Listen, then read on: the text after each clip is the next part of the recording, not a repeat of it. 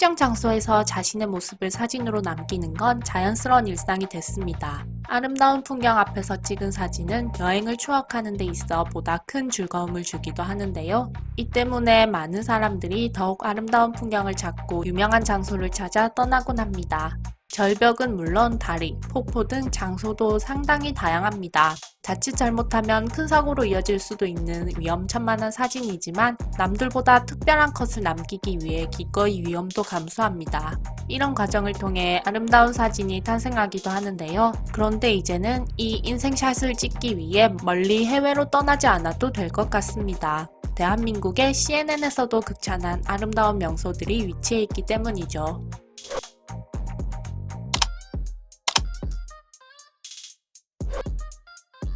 한국에서는 대중교통으로 단 몇 시간만 이동하면 쉽게 도착할 수 있는 곳이 산입니다. 그뿐만 아니라 아파트 바로 뒤가 산이거나 혹은 밀집해 있는 아파트 너머로 쉽사리 목격할 수 있는 것이 산입니다.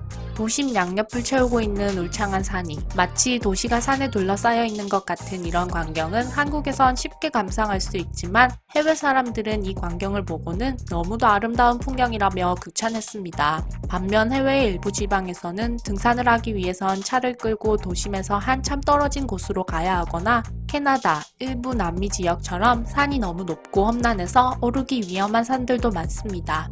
해외 사람들이 마음을 먹고 떠나야만 즐길 수 있는 등산이 대한민국에서는 산책하는 것만큼 쉬운 일인 겁니다. 도시와 가까이 위치해 있는 명산들을 본 외국인들은 부러움을 감추지 못하죠. 게다가 등산로도 잘 마련되어 있어 많은 외국인들이 쉽게 올라갈 수 있습니다.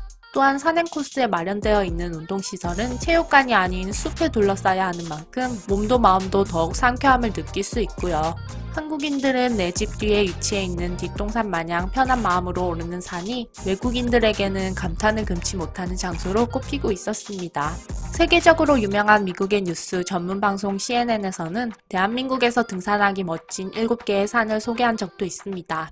설악산, 북한산, 속리산, 태백산, 내장산, 지리산, 그리고 한라산이 꼽혔는데 이 산들은 이미 한국인들 사이에서도 풍경 좋기로 유명한 곳들입니다.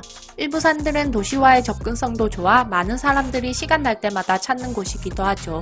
CNN은 이 산들을 잃으며 한국에 간다면 꼭 방문해야만 하는 명산들이라고 전했습니다. 가보지 않으면 후회할 것이라며 한국 명산들의 아름다움을 극찬했죠. 몇 년 전부터 외국인들 사이에서는 한국의 이런 명산을 오르는 전문 모임까지 생겼을 정도라고 합니다. 어서와 한국은 처음이지라는 프로그램에서는 외국인들이 지리산, 한라산, 설악산 등을 등반하는 모습을 공개하기도 했고요. 한국인은 산에 오를 때 수분과 허기를 보충하기 위해 간단한 간식이나 오이, 삶은 달걀 등을 싸오기도 합니다. 산 중턱이나 정상 곳곳에 둘러앉아 저마다 챙겨온 음식을 꺼내 나눠 먹는 모습은 활기찬 풍경을 자아내기도 하죠.